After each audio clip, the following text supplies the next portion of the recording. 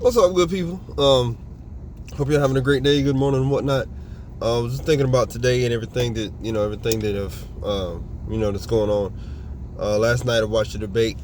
It's, it was something else. I mean, kind of what I expected. Kind of Trump was a lot better behaved this time than previous.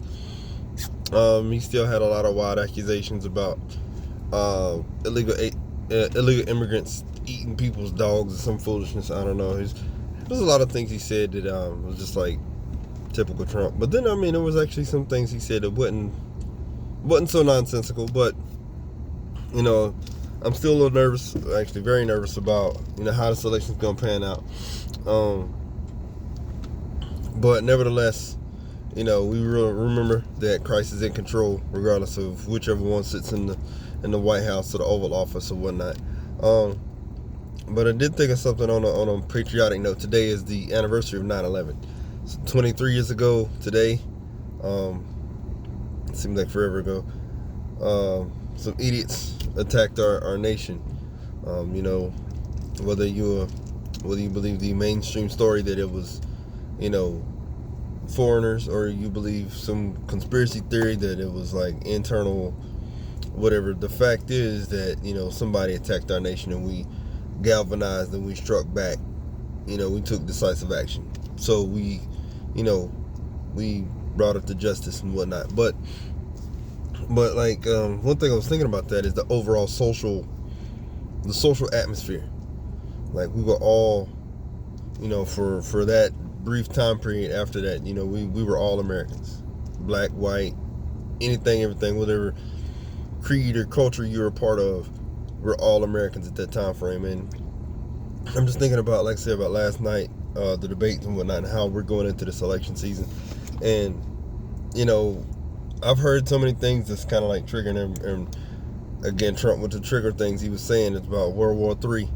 On the one hand, it's like, yeah, he's a clown, he talks crazy all the time. But on the other hand, if he's somebody who if he gets the position back, he and his verbal diarrhea, he very well could cause World War III. And I mean, don't get me wrong, the things he's talking about with the war in Ukraine and Russia, the conflict between Hamas and Israel, with these wars, these little splinter cell wars that are not going away anytime soon. It is possible that there's World War III on the horizon. Of course, nobody wants that, right? Unless you're just a little bit off in the head. Nobody really wants that, but those things are possible. So, and admittedly, in my flesh, I'm like, oh Jesus, please don't let that happen. Shoot, in my spirit, I'm like, don't let that happen. But again, remind myself that Jesus is in control. He is the King of Kings, the Lord of Lords. So whether we from United States, Russia, Ukraine, Israel, Hamas, or wherever else in between, we every knee shall bow, every tongue shall confess that Jesus Christ is Lord, to the glory of God the Father. And so we ultimately one day we'll all see that. But of course, it's my heart's desire that people would see certain unity and humanity and not destroy each other, not try to take each other's land, but then again, people have been territorial and claim jumping for millennia. So just human nature to be greedy and to try to claim stuff. Just even look at kids at daycare, they try to claim other kids' toys and stuff. So I mean, it's not uncommon that people are always trying to claim something that's not theirs. But and I know there's no seance or something that I could say over people to just make them all of a sudden decide to be kind and selfless and share their possessions and stuff, and not try to overthrow and bomb down somebody else. But of course, what I'm saying, it's just something we got to pray for.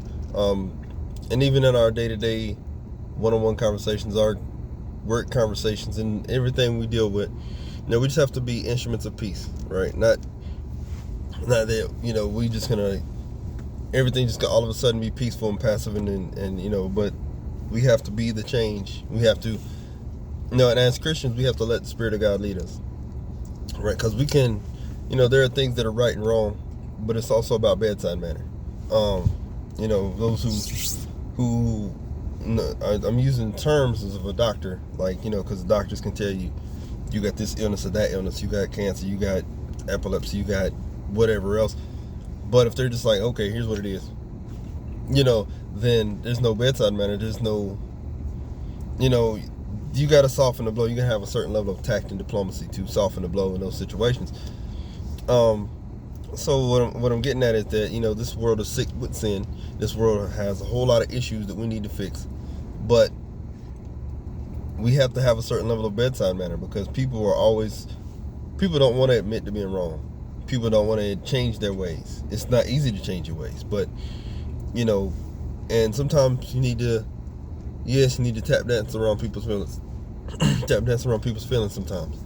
There are some people who are about that action, who are stubborn, who are thick-headed, who need a little kick in the pants every now and then. But then there are some people who,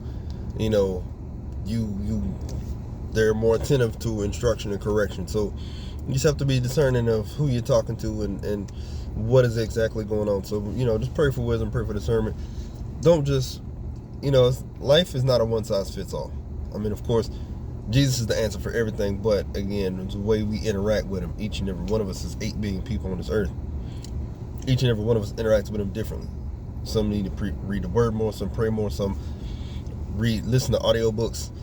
Some have like a little prayer closet in their house that they go and pray in.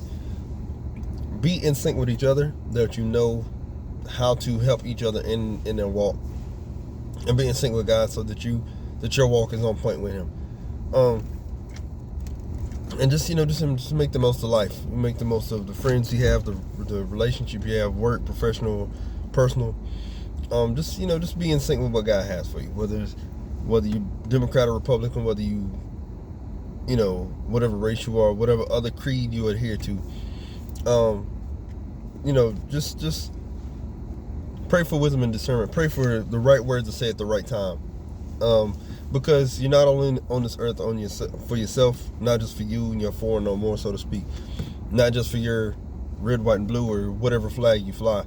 We are here. We're all humans. We're all in this life together, trying to figure it out. So why not lean on the one who has all the answers? That's Christ. Who died on the cross for our sins? That's Christ.